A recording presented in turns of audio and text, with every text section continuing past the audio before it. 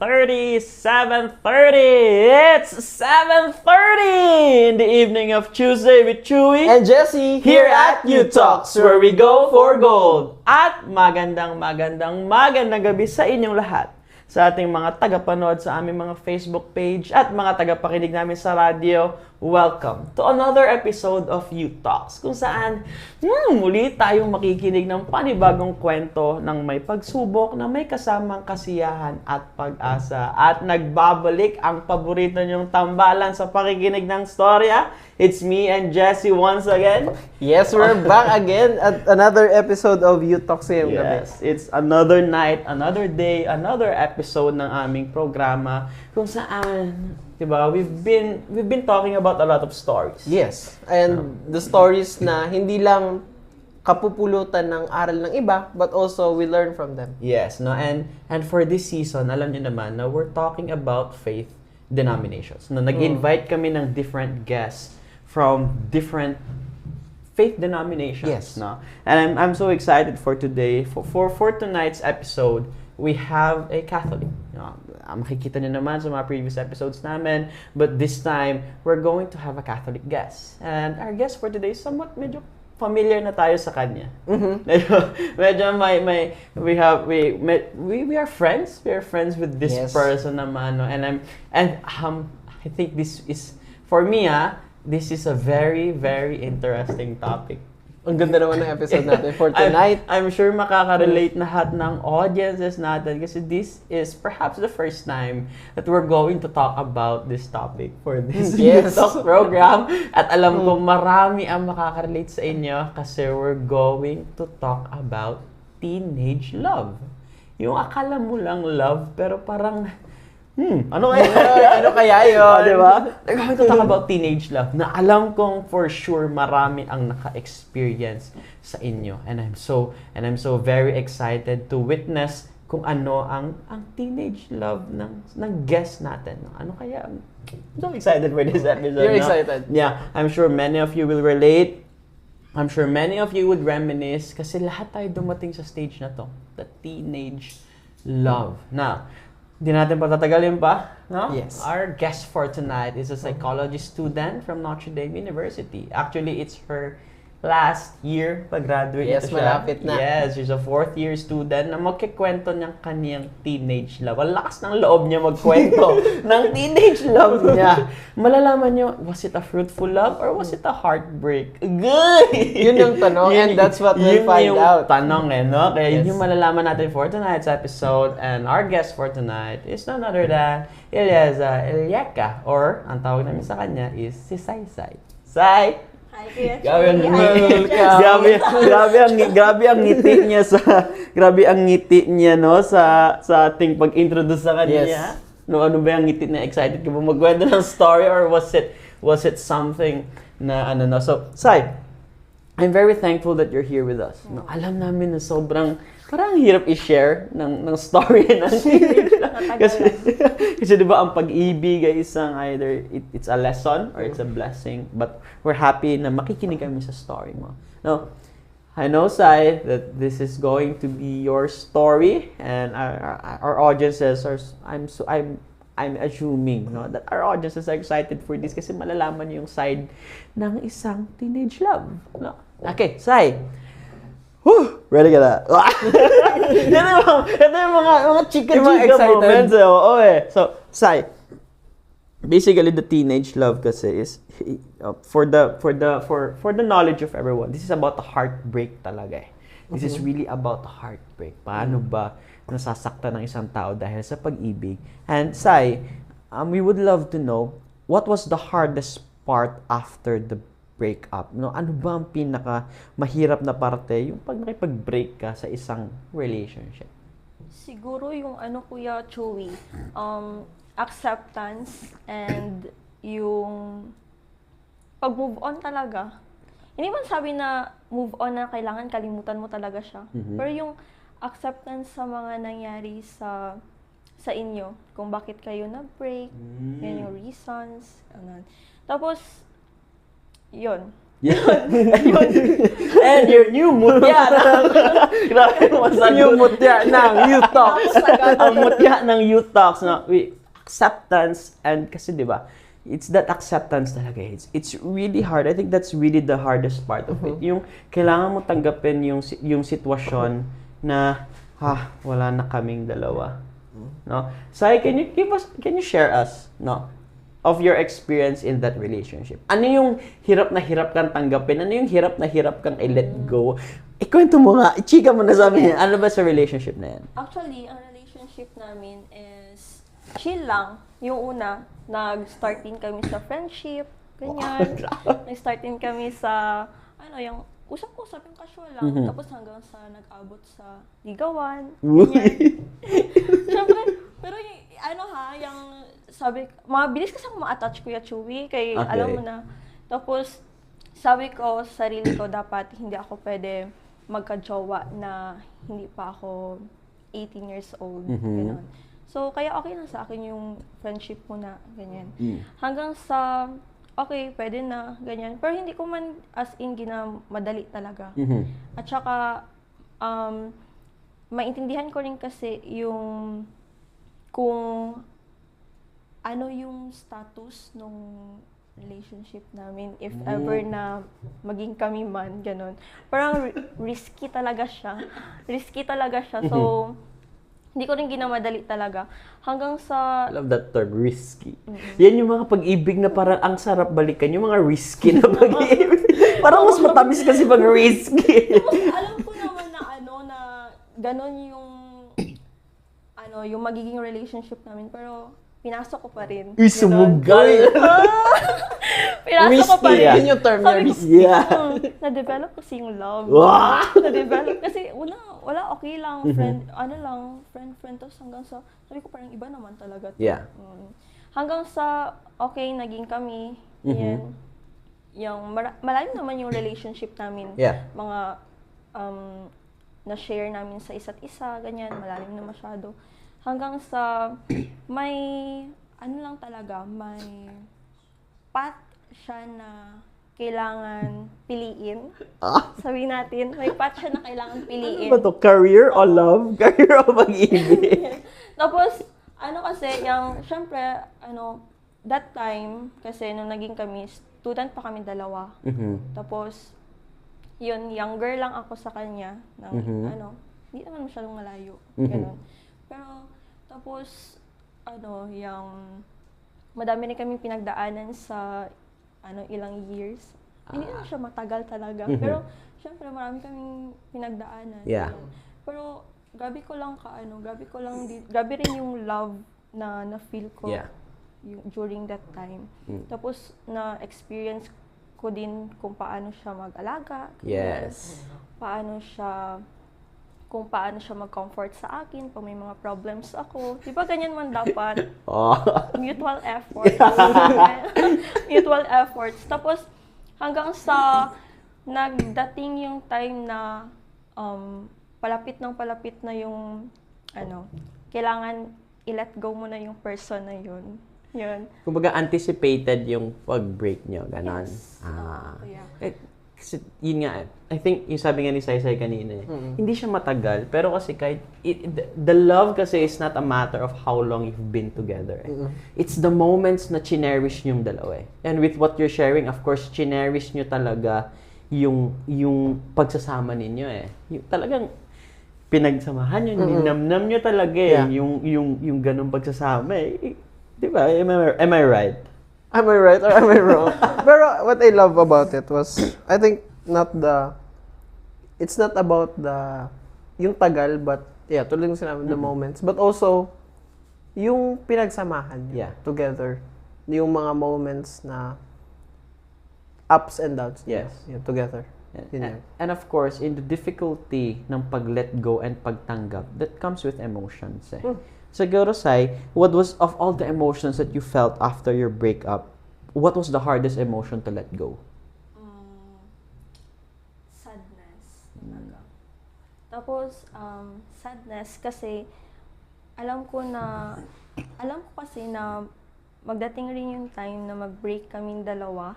Pero kasi, syempre malungkot ako kasi nasanay ako na Ayun. andyan siya palagi.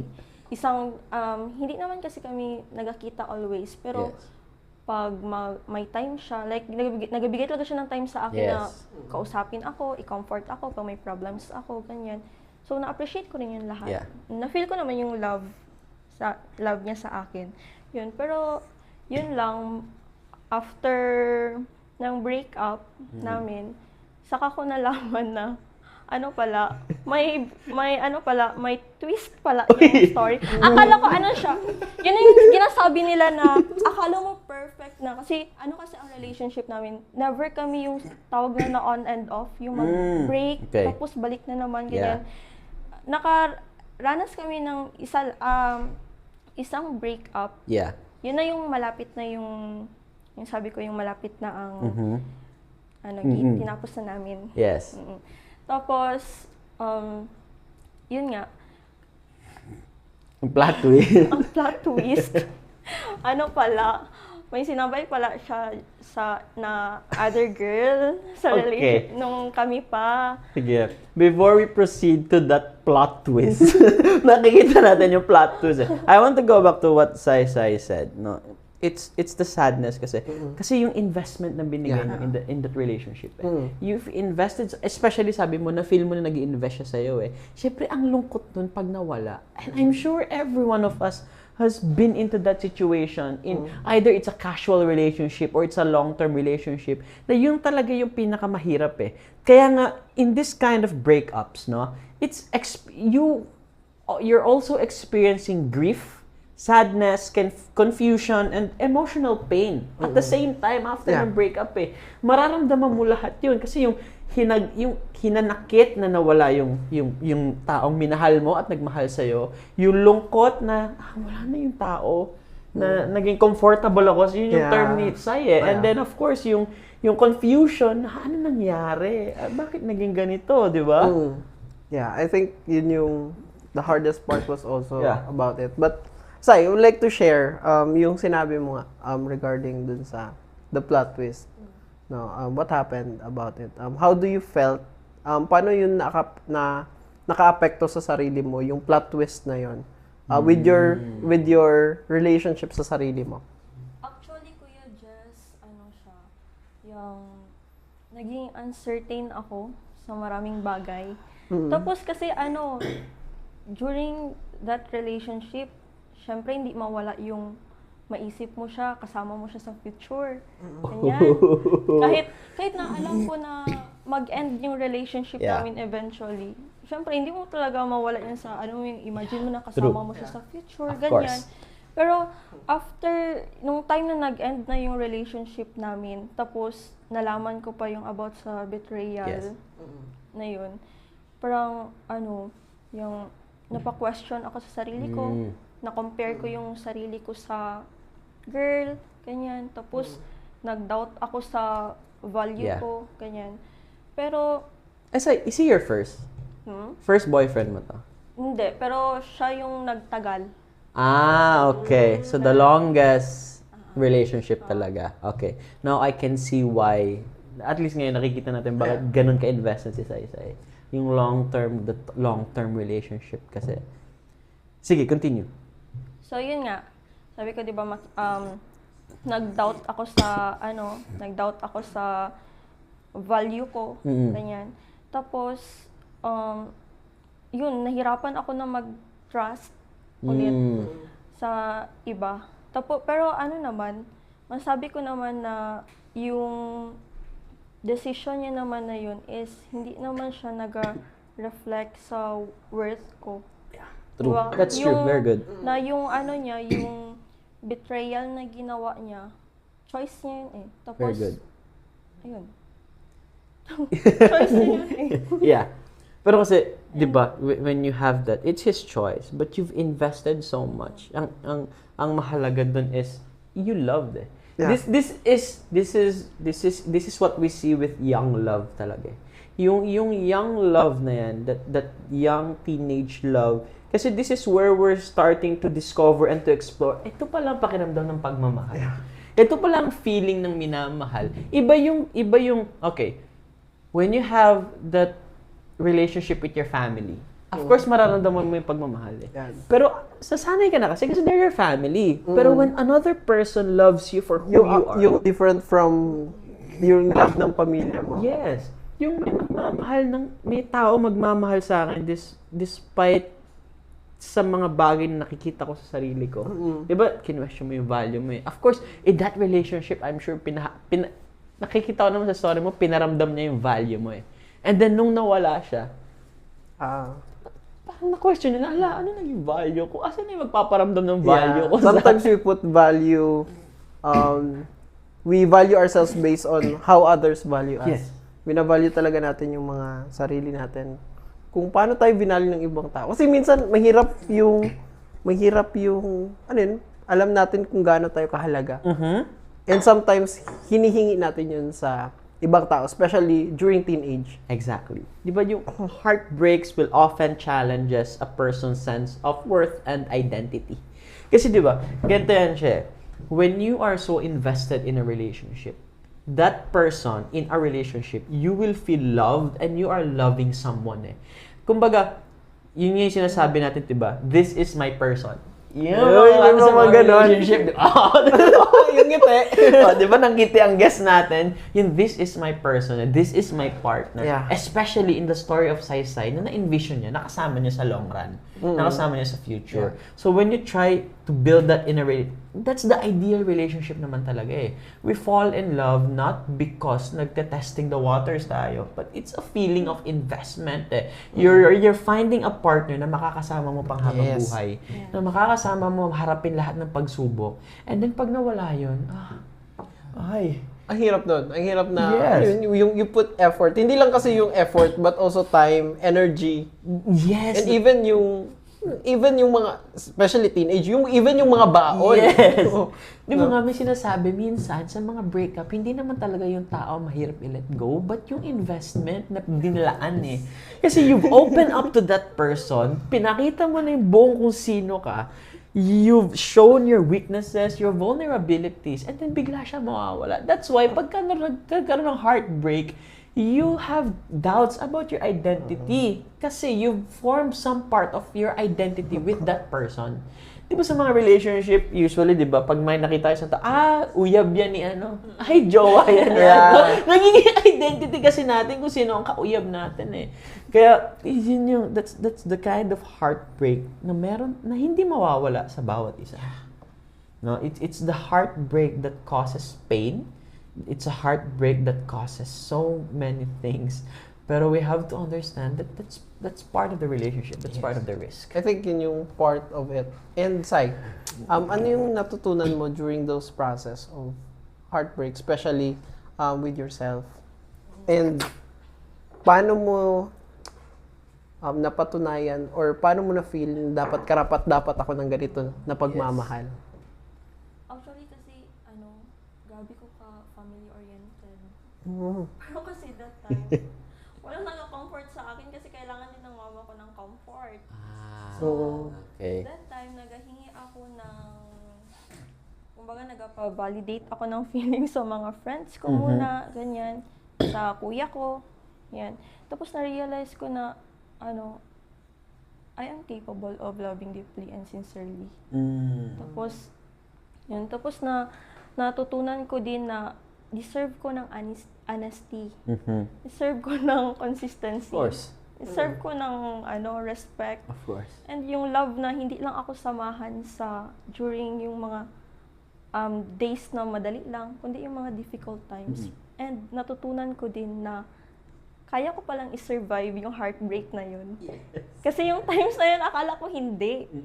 Kasi may mga araw talaga na mahirap talaga siya tanggapin. Ganun. Kasi nasa down point ka ng moment. You have that downfall na when the heartbreak happens, mararamdaman mo na something is lost from you. May nawala sa'yo eh. That's why you have to restart, you have to reset, you have to build your identity again. Di ba nga, when you, sabi nga nila, pag bumagsak ka, ang tanong is, babangon ka ba or hindi? Yun yan eh. Kapag bumagsak ka, the next question is, mananatili ka ba nakadapa or babangon ka sa pagkabagsak mo? That's the ultimate question eh. And we're seeing sa story ni Sai na, ayun, pumasok nga yung growth in that, na deserve ko to. Kaya deserve ko maging honest ang makakasama ko sa buhay. Deserve ko naman ng consistency. Yung dumaan siya sa downfall ng pagkawala, pagka-confused, ng pagka-self-doubt. And then, to the point na kinumpare niya yung sarili niya dun sa plot twist na pangit yung plot twist. So, and then you go into that growth na what did you learn about yourself? I know na alam kong deserve ko pa tong mga bagay na to. Alam ko may deserve pa ako, karapat dapat akong mahalin, and then dadaan ako dito, pero I will still be strong. And I'm very happy to hear that, Sai. No, it's very important that malaman ng mga audiences natin that heartbreaks are normal. You go through it. Especially a teenage love, especially at a young age, you go through it talaga. The most important question is, what do you learn about yourself after? Yun eh. And we've seen from the story of Sai, dumaan siya sa pagka-doubt, pero pumasok pa rin yung worth niya. Nakita niya pa rin yung halaga ng sarili niya. At mas makikita natin yung halaga na yon, no, throughout this story. Sai, thank you very much for sharing. Alam kong bitin pa. May mga ilalabas ka pa. Nakakatuwa ang story ni Sai, but we'll just have a short infomercial. No? Kailangan muna namin mag-retouch. Kailangan muna namin magpa-condition ng konti. At syempre, kailangan muna namin mag-relax for a while. So, we'll be right back after this short infomercial, and then we'll be going to the heart of gold.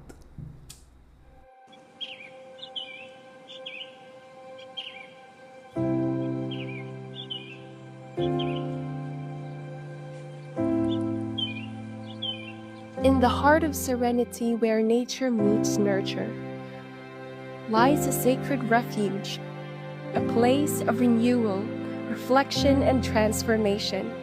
Welcome to the Youth and Family Center, a haven designed to bring out the best of the joys and hopes in every youth, family, and lay animator. Here, we believe in the power of pastoral counseling, spiritual companionship, holistic formation, and human development programs. Every step you take within these grounds is an invitation to grow, to heal, and to discover your purpose in the life of faith and community.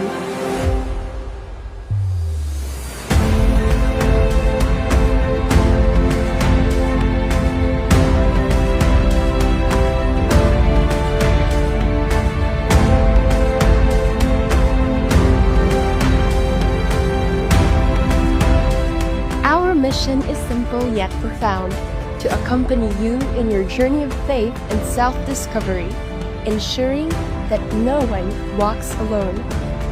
Through our programs, we foster resilience, strengthen relationship, and deepen spiritual and emotional well-being. The Youth and Family Center is more than just a retreat space.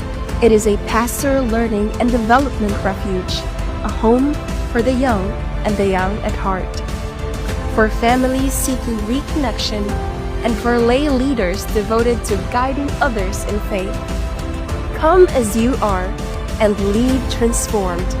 Here, you are seen, heard, and embraced. Together, we nurture the spirit, strengthen the heart, and uplift the soul.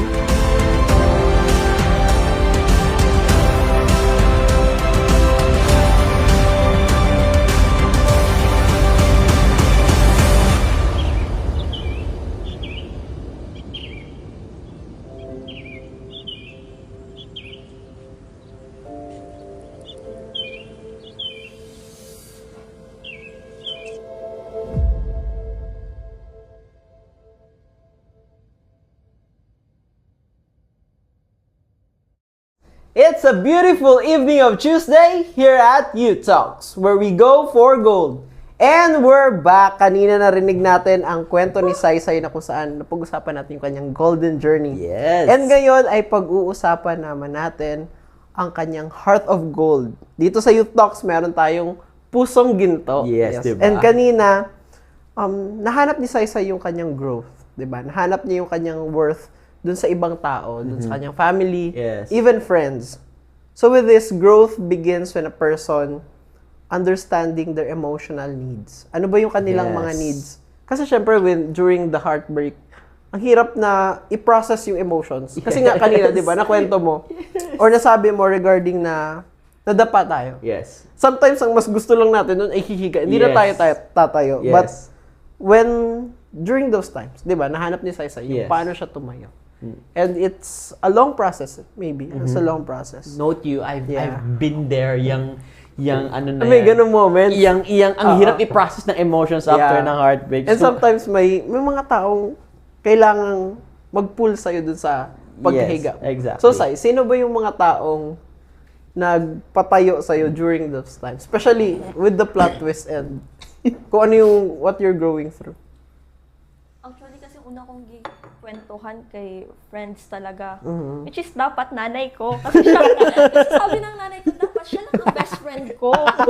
Sabi niya, Shout out, tita. siya lang dapat ang best friend ko. Kaya lang that time, hindi ko talaga pwedeng sabihin sa kanya. Kasi she is, nag-deal siya ng problem din namin. So, hindi ko siya pwedeng galawin muna. Stay put muna siya dyan sa Okay. gilid. Sabi ko, pag ready na siya, okay, sabihin ko sa kanya, pero sa friends ko muna. Pero kasi, nagdating rin yung time na, ang friends ko, syempre may mga sariling, din. Pinagdadaanan. Din. Tapos, ayoko rin makadagdag. ganun. So, hindi rin naman nila ako gina-invalidate or what. Pero, yun lang ang maisip ko. So, that time kasi, hindi ako nag-pray na that time. Hindi ako nag-pray that time. Hanggang sa sabi ko, kasi, parang nagpatong yung problema sa, yung heartbreak ko sa family problem namin. Yan. Tapos, When it comes to your friends, nakapagkwento ka sa kanila. yes. How did you open up to your friends about the heartbreak? Alam kasi nila yung kwento naming dalawa. Kasi kumbaga parang nakasubaybay sila. TV yarn. Parang nag-reply ko pa lang, nakita na nila. Kulang na lang sila na mag-send. May mga friends talaga tayo na ganun. Yan ang mga tunay na kaibigan. Nagsisilip sa mga chat na mga kaibigan. Kaya alam din nila yung nag-break kami, sila yung unang nakaalam. Kasi mabigat masyado sa akin nag-deal ako ng isang problema, tapos nadagdagan ng isang problema. Ganun. Tapos akala ko kasi, isa siya sa mga mag-comfort talaga sa akin that time. Tapos nadagdagan niyo pa. Kaya nung time na yun, sabi ko, ay sige, yun, kwento ako sa mga friends ko. Hanggang sa kay kuya, makwento ko na kay kuya lahat. Yan, isa rin yan si kuya. isa rin siya sa mga nag-isandalan ko that time. Oo, kahit pagod siya sa work, nakinig siya sa akin. Kahit andyan na siya sa postulancy, ganyan. Kinig pa rin yan siya sa akin. Hanggang sa, sabi ko parang may kulang. May kulang. Kasi parang sabi ko parang nagalayo ako, may ginalayuan ako, may ginaiwasan ako. Sabi ko ganyan.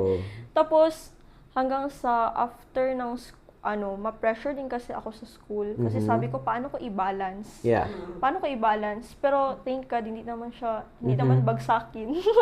Hindi bagsakin ang atake natin dito. See, you're going through different emotions Tapos hanggang sa makita ko na lang ang sarili ko one time, kita ko ng sarili ko, nag-iyak sa katedral. Like, as in, mag-isa lang ako nag-iyak sa katedral. Sabi ko, ay, baka ito talaga yung kailangan ko, ginahanap ng sarili ko that time. Sabi ko, baka kulang ako sa kwento sa kanya. So, isa si God sa naging sandalan ko talaga that time. Tapos, yun, friends, kuya, family, hanggang after a year, na okay na ako, kaya ko na ikwento, na hindi nagaiyak. Nakwento ko siya sa nanay ko na. Tapos, yun, sabi ko, gabi nakagaan na, open na ako sa magkwento. Yun. Yeah, truly. So, how did that, yung pagkwento mo sa mother mo? Kasi you've told us, you're family-oriented And of course, yun nga most of us, I know you are the same with this kind of situations. Yung mga heartbreak natin, hindi natin kinikwento sa mga magulang natin yan. We don't. Alam ko marami sa inyo na hindi nagkikwento. I'm one of them. Never ako nagkwento. Kaya pala lakas. Never ako nagkwento ng heartbreak sa magulang ko. Bakit? Kasi hindi ko alam kung ano sabihin. Hindi ko alam sabihin ng nanay ko. Hindi ko alam kung kakampihan niya ako. Hindi ko alam kung kakampihan niya. Kaya never ako nagkwento especially nag-aaral pa ako nun. Ano sabihin ng nanay ko, puro mag-aaral ka muna. Yung mga ganun eh, we have that eh. Kaya I wanted to know, Sai, when you've told your story, nung kinuwento mo yung story mo with your mother, how was the conversation? Like, anong unang naging reaction? First of all, anong unang naging feeling mo na nakapagkwento ka sa mother mo? Actually, kuya, yung first, ayoko talaga ikwento, maliban sa, sa may problem. Okay. Ayoko ikwento kasi ayoko na magalit si mama sa kanya. Ayoko na... Napagtanggol yar! Ganun yung reason, ayoko na magalit si mama sa kanya. Ayoko na mag-iba yung tingin ni mama sa kanya. Isa yan sa reason kung bakit hindi ko muna ikwento. Pero sabi ko, ang ginaisip ko kasi, yun, tapos sabi ko, sana pag makwento ko na kay mama, hindi mag-iba yung tingin niya. Hindi magalit si mama ng sobra sa kanya. Tapos nung nakwento ko na kay mama, yun, hindi talaga siya nagalit din. Hindi siya nagalit. Sabi niya, kung kahit makita niya pa rin daw yung guy, pansinin niya pa rin man. Sabi niya, wala naman, labas na siya sa nag-care siya sa akin. Love ako ni mama, alam ko. Pero sabi niya, labas kasi siya doon sa kung anong issue sa aming dalawa. Yun. Remember guys, a mother's love is very, alam niyo yung mother's love, nararamdaman nila yung pain ng anak nila. That's been proven and tested so many times. Hindi ko alam yung scientific explanation, but alam mo yun, na nararamdaman ng nanay ang pain ng isang anak. And I'm sure at that point, yung pusod. Kasi, di ba yung connection nun, yung umbilical cord daw, kaya daw nararamdaman. But that's true. Ako, hindi ako nagkikwento sa nanay ko, pero alam ng nanay ko pag may pinagdadaanan akong heartbreak. True. Like, hindi ako nagkikwento sa kanya before, kasi senior high school pa lang, ano bang term? Umihirit. Umano na ako eh. Lumalandi. Forma na ako. Lumalandi na ako ng senior high school pa lang ako eh. Pero, never ako nagkwento sa mother ko. Pero nung nag-college ako, kinuwento niya sa akin out of the blue. Alam ko may pinagdaanan ka nung senior high. Alam ko na may heartbreak ka na hindi mo kinikwento. Sabi ko, paano mo nalaman? Kasi nga yung mother's love eh. Kahit hindi ako magkwento. I'm sure your mother felt that way. Yung mga ganitong instances kasi, sometimes the mother's just waiting na magkwento tayo. Iba din yung intuition nila. Yes! Malakas masyado yung intuition nila. Yes! Iba yung intuition. Especially yung mga heartbreak nyo. Mga heartbreak natin. Alam ng mga nanay nyo yan. Huwag na kayo magtago. Kahit hindi kayo magkwento, alam ng mga nanay nyo yan. Nararamdaman nila yan. Kaya nga, these kinds of supportive relationships, no, these are supportive relationships that help us or help people recover from emotional pain. Kasi dumaan si Sai-Sai sa, sabi mo kanina, diba? The mix of emotions. Yeah. And then, meron silang, yun nga, yung family problem, and then yung academics niya. Pero now, how does she handle it? Nanda-drown siya sa emotions niya eh. Because of the heartbreak eh. Alam na, Diyos ko, on a teenage level of love, dumating ang problema sa pamilya, dumating ang problema sa career, dumating ang problema sa pag-ibig. Ang pinaka-problema yung pag-ibig. Huwag na kayo magbiro. Huwag niyo na kami lokohin. Alam namin yan na mas pinoproblema niyo yung pag-ibig compared sa ibang problems niya sa buhay. Why? Kasi nga at that stage of teenage love, we're starting to explore things. And love is one of the most important things to explore in life. Kaya nga pag nawala yun, everything seems so dark. Everything seems so dim, no? Kaya nga bakit hindi natin masyadong pinoproblema ang family? Kasi alam natin mahal tayo ng pamilya natin kahit may pinagdadaanan ng problema yung pamilya. Bakit hindi natin inaano yung career natin at that stage? Kasi alam natin at some point marireach natin yung career natin. But with love, mahirap humanap ng tao makakasama mo habang buhay. Kaya nga napakasakit niya pag nawala. That's why heartbreak is so painful. And these supportive people will always be there. Makakasama niyo yan.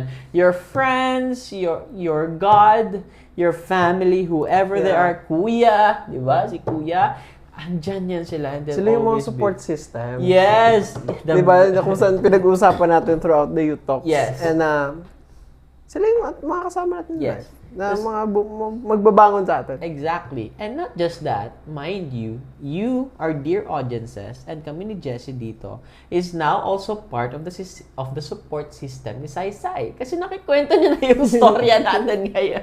Nakikwento niya na yung storya niya. Kayo mga tagapakinig namin sa radyo, you're part of the support system of Sai Sai. Why? Kasi nakikwento niya na yung storya niya sa atin ngayon. Kung alam nyo lang, ilang beses ko nang tinanong to kung kailan siya pwede mag-guest finally. When she became ready, sabi niya, Kuya Chewy, Kuya Jessie, I'm ready to tell my story. And we're very proud of you, Sai. Thank you, Kuya. Masayang-masaya kami na nandito ka sa episode na to, di ba? Yes. With this things na pinag-usapan natin, Sai, paano binago ang karanasan mong ito with your perception sa pagmamahal and sa relationship? Especially, you're going up. You're going up, yeah. Ultimate question muna, yun totoo, may uyab ka ngayon, wala? Kausap. Uy! May kausap. May kausap! Papunta ba doon? Malapit na. Kasi Si Father. Kasi dito papasok yung question na yun eh. Paano na kayo nakikita yung karanasan na yun, yung pananaw na yun tungkol sa pag-ibig? Sige, Sai. Yan, balik tayo doon. What's now the perspective going through this, moving forward with this? Ano ba ideal? Actually, before kuya, akala ko kasi, love alone, yun na yung nagpa-work sa relationship. Before. Pero ngayon kasi, kailangan talaga ng commitment din talaga. Very good. Yan, trust. And, syempre, yung love talaga na, yun yung love. Tapos, hindi dapat ginabeg yung love na yun. Dumani ka sa doon. Hindi pwede mawala yung mag-beg ka. Oo. Yeah. And, yun, self-respect din talaga kailangan yun. Pero ngayon, hindi ako naniniwala sa love. Pero kasi dapat, pag sabihin natin na right love, dapat, at peace ka. Yeah. Hindi yung ginabigyan ka ng constant uncertainty. Sai, what does it feel begging? Hindi ko alam. Wait lang. Yung time na nag-beg ako, paulit-ulit. Kasi akala ko, after ko nalaman, baka may pag-asa pa. Pero kasi, ayaw na talaga. Tapos doon ko na na-realize na sabi ko, ay, hindi talaga siya mag-work. Ang pag-beg. Tapos, syempre, isipin mo rin yung sarili mo. Yan. And what did that begging teach you the most? Siguro kasi yung parang feel mo, nawala ka sa sarili mo. Nawala ka sa sarili mo yung time na yun, kuya. Tapos after kasi niyan, after mo mag-beg, ma-realize mo na, bakit ko gigawa yun? Ibig sabihin, wala ka talaga sa sarili mo that time, na alam mo mali mag-beg, na ayaw naman ng tao. So bakit ipilit mo pa yung sarili mo? Good. That's the perfect realization for that. When you've gone through that kind of emotion, yung begging na yun, you'll come to the point na tatanungin mo ang sarili mo, bakit ako umabot sa ganong point? Paano ako nakarating doon? Bakit ko nagawa yun? Paano ko siya nagawa? Anong ginawa ko sa sarili ko? Yun eh. Kaya nga, I asked that question when she started saying begging eh. Kasi many of young love, this is really part of a relationship. Meron talagang isang magbe-beg. Either one or two. Lalo pag sobrang committed nyo sa relationship. We can see how committed Sai Sai is. Sabi niya nga, di ba? Love is not enough. There should be commitment as well. Yung sinabi niyang commitment na yon, nag-commit siya talaga sa relationship na yon. And when that's gone, you beg for that relationship to come back. And then the perfect realization for that is, at some point, you will ask yourself, bakit ako dumaan sa ganon? Bakit ko nagawa yon? And then you learn from it. You learn at the end na, hindi ko pala kailangan gawin yun. Let's go back to sa sinabi mo. It's either a lesson or a blessing. Yes. Di ba? Parang, despite sa mga nangyari, It's either you learn from it Mhm. or you run from it. Yes. Yun lang naman yun. But what happened was, bumangon siya. Yeah. Yun yung importante about it. You run from it or you hide from it or you face it basically kasi yun eh na that's the perfect way to have that realization talaga eh. When you will at some point you will experience begging. If you truly love, you will beg kasi. May ganun eh. Let's be honest to our dear audiences out there. We lose ourselves along the way when we love other people. Why? Kasi we're putting ourselves, kino-commit natin yung sarili natin sa kanila. And then we will lose a part of ourselves. Diba sabi mo? You lost a part of yourself talaga. Yung time na yun. Yung time na yun. Yung time na yun. Time na yun. Diba, hindi mo na, parang nagkaroon ka na realization na hindi mo na-expect na, ay, nag-beg ako. Ay, Sobra-sobra yung Kuya Chewy. see? Kasi after ko nalaman, galit ako masyado. Pero, alam mo yun, nagawa ko siyang patawarin. Yes. Nagawa ko siyang patawarin. Tapos, after that, sabi ko, baka may pag-asa pa. Parang gusto ko siya, parang after ko nalaman yung betrayal na yun, parang gusto ko siya hilain na Yes. sabi ko, what if kaysa mapunta ka sa iba, magbalik ka na lang sa akin. Yung mga ganong moments Yes, ko yan, yes. diba? Tapos, yun, na-experience ko, na-realize ko after na, parang, mali pala yun. Mali pala na ipilit. Kasi Yeah. the more na ginapilit ko siya, the more na nag-beg ako, the more na nagalayo siya. Yeah. Niya, tulak niya na ako palayo na, stop na, Sai. Hindi na tama yan. Siya na mismo nagtutulak sa'yo. And how did that make you feel? Malungkot. Sakit. Parang sampal siya ng katotohanan. Yeah. Na kailangan mo talaga. Okay, wala na, hanggang doon na lang Yeah. talaga. Yun. It's that kind of realizations. And then, yung sabi mo kanina, di ba, napatawad mo na siya. That's where healing really starts.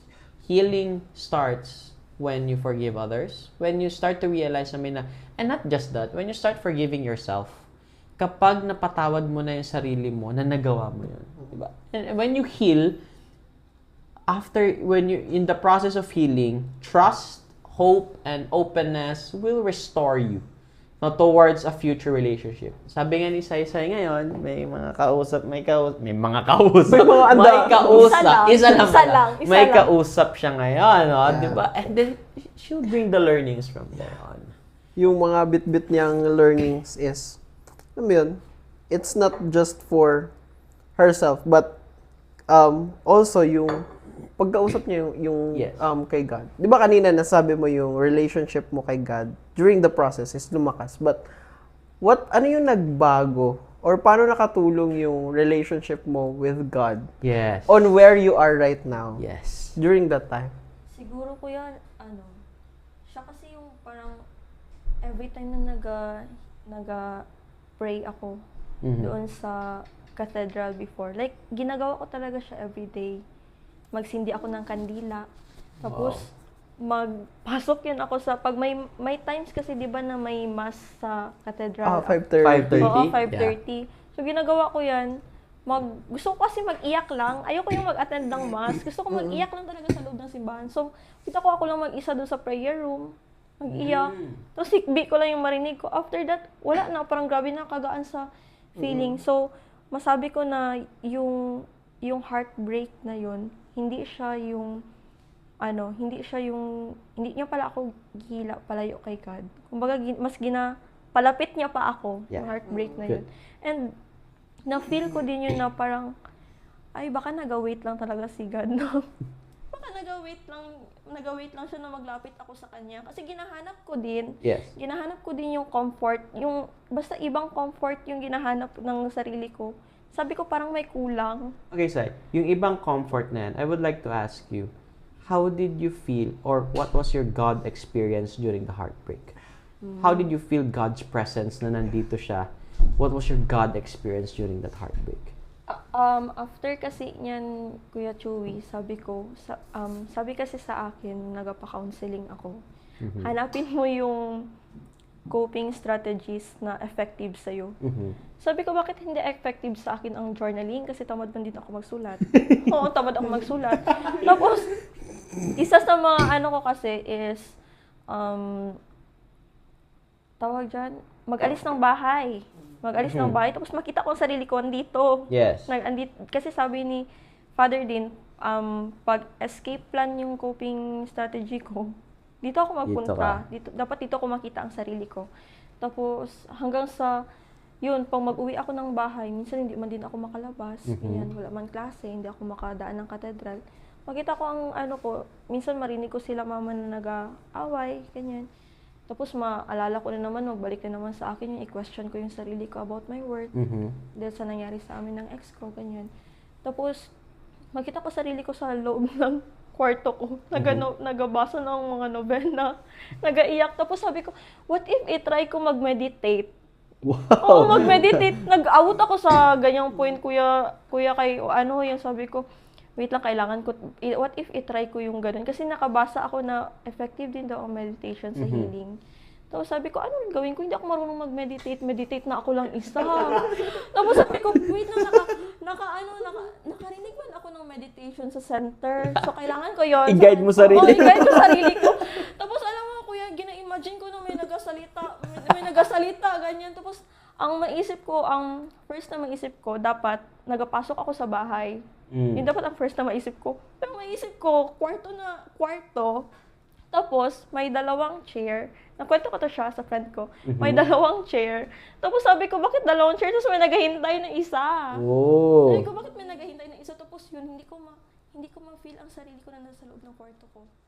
Sa totoo lang, hindi ko ma-feel. Tapos, ginakwento ko kay kuya, after ko mag-novena, ginatry ko mag-meditate. Sabi ko, bakit marunong ka pala?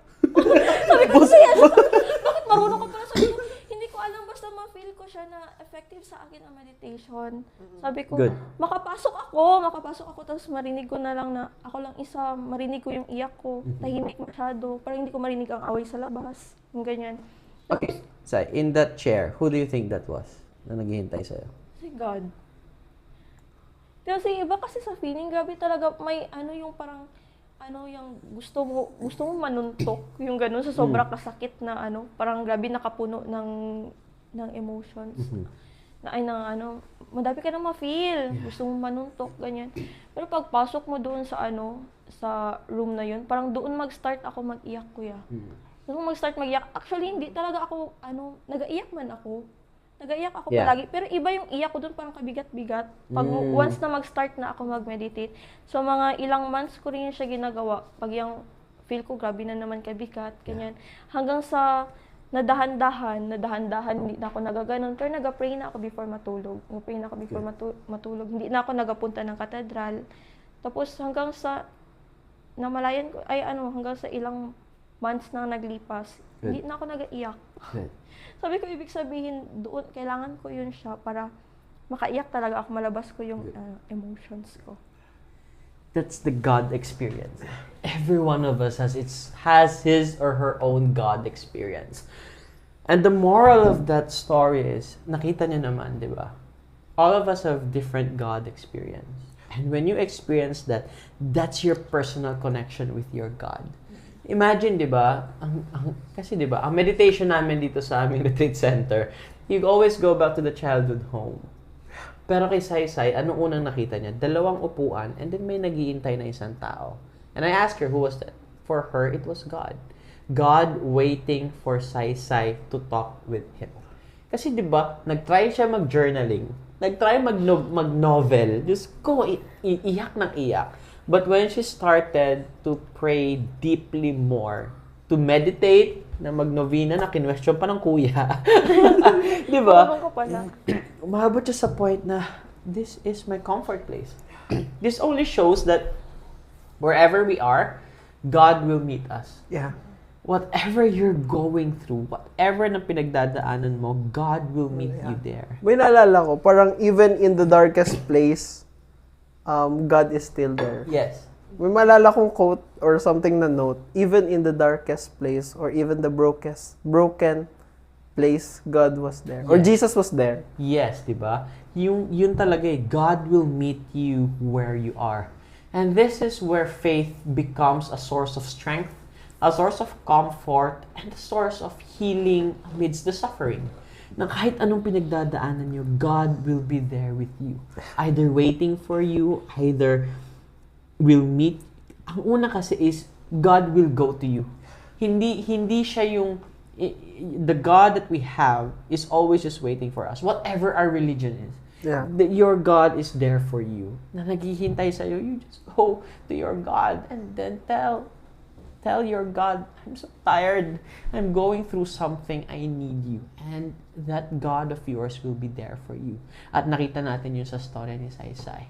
And I'm very happy, Sai, with your realizations. I'm very happy sa mga nakita mo about yourself. No, that's the wonderful journey of it, of seeing that personal relationship with your God. Now, Sai, when you go back,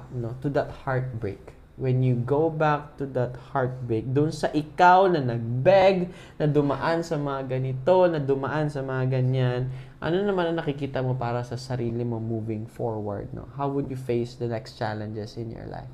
Looking back, Kuya Chewy, Kuya Jess, siguro mas naging stronger ako, mas naging self-aware, and compassionate siguro towards other people, sa mga struggles din nila. Kasi ang pain kasi pwede niyang i-change yung tao, pero hindi sa way ng pagiging bitter. Pero mas nagiging wiser kasi tayo and resilient sa experiences na yun. And yung sa experience ko naman, alam ko kasi na part yun siya ng growth ko. And alam ko na hindi lang siya mag-end doon. Good. Thank you so much. Grabe. Yeah. That was a beautiful story, Sai. I'm really happy na nakapagkwento ka dito sa amin about your heartbreak. We know it's a difficult topic. Alam namin na mahirap pag-usapan ng heartbreak. But we're really, really happy na nakapagkwento ka sa amin ng yung heartbreak. Not just, it's a wonderful story once again. It's the kind of love that this kind of love will always be a learning lesson. Lagi naman yung lesson eh. I think everything is a lesson. Yes. Despite the good and the bad. Yes. I think, yun nga, we will go back to sinabi mo. It's either a blessing or a lesson. But, I think lang in my opinion, it's both a blessing and a learning also. Yes. Despite man matuloy-tuloy man or hindi. But, yeah, kasi nag-invest ka naman sa tao. Nagmahal ka naman. Yes. Nagbigay ka ng oras and it's a gift. Exactly. No. Now, Sai, thank you very much for being with us. Napakasaya namin na nakapagkwento ka. We're very happy. We're very, very happy that you're here with us na makapagkwento ng love story mo, ng heartbreak mo. Now, of course, this is the saddest part of our segment. Lagi na yung patapos. Nakakabitin naman. Gusto ko pa naman sana marinig ang storya ni Saysay. More of it. But of course, we have to come to an end. And Sai, we always ask our guests na makapag-deliver ng final message to our dear audiences. Now, this time, Sai, this is your camera right here. Yan, tinitignan mo dyan. This will be kumbaga, I want you to have a message.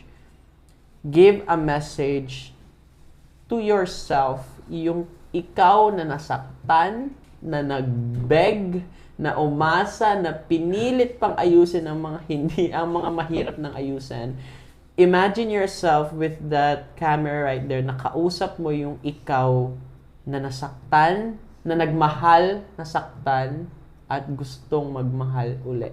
Anong masasabi mo sa sarili mo na yon? The camera is all yours. Hi, Sai. I'm so proud of you. Dito ka ngayon, nag-show up pa rin. And, siguro keep going. Yun ang masasabi ko.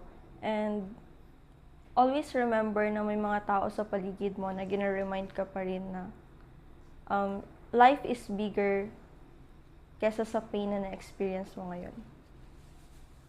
Life is bigger kesa sa pain na na-experience mo ngayon. Kesa sa mga pain na na-experience mo ngayon. Thank you very much, Saysay. Life is bigger kesa sa mga pain na na-experience mo ngayon.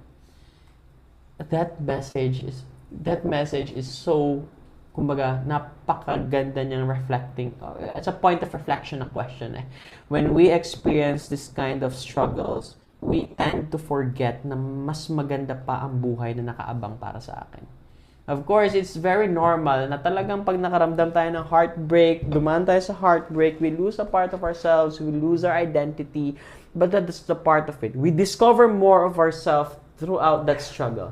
Mas nakikita ko pa ang sarili ko, mas nakikilala ko pa ang sarili ko na, di ba nga, anong pinaka-lesson ni Saysay? Deserve ko ng may honest na relationship.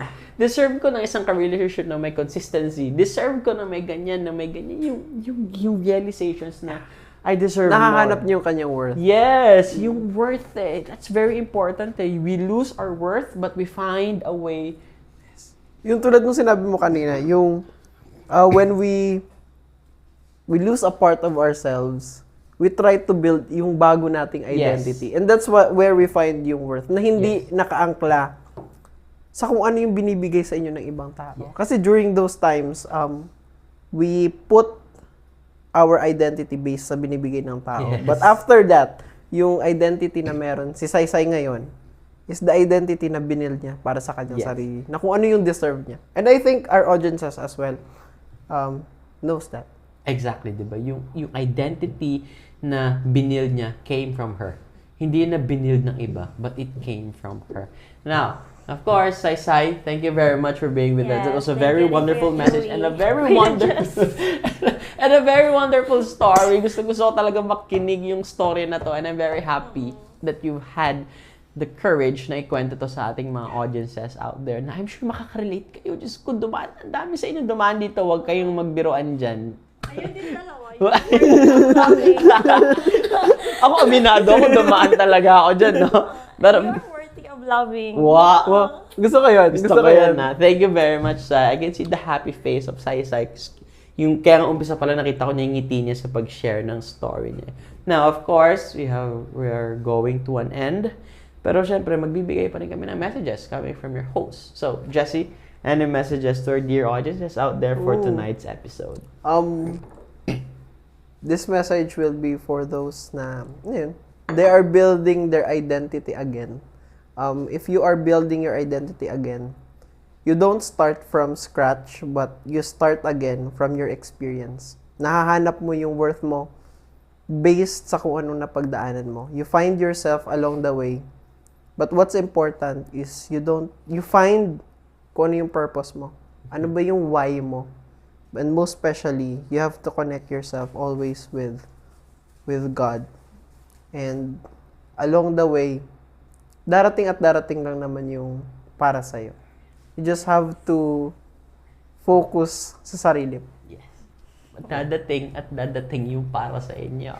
Kaya as my last message, nagmahal, nasaktan, pero magmamahal uli. Yan ang lagi niyong tatandaan. It's okay to have a heartbreak. Normal ang magkaroon ng heartbreak pag dadaanan nyo yan. And kung napagdaanan nyo na yan, the most important question right now is, how will you help yourself from that lesson? Paano mo makikita ngayon yung halaga mo from that heartbreak? Kasi others must not define your worth. Dapat ikaw ang magde-define ng worth mo. Alam mo yung kung ano yung kaya mong ibigay at alam mo kung ano ang kaya mong i-offer. And we're very happy that you're here with us knowing that heartbreaks are part of life. You will go through it. But remember, nagmahal ka, masasaktan ka. Pero kahit masasaktan ka, karapat-dapat ka pa ring mahalin at karapat-dapat ka pa ring magmahal. So, as we end, of course, we want to give credit as well to those behind the camera. We have our technical director, Narciso Aliaga, our floor director and production assistant, Remar Cabual, and our content producer, Lyra Mel Rodriguez. And shout out also to NDBC for hosting our show for tonight and always supporting us with our episodes. Yes, no.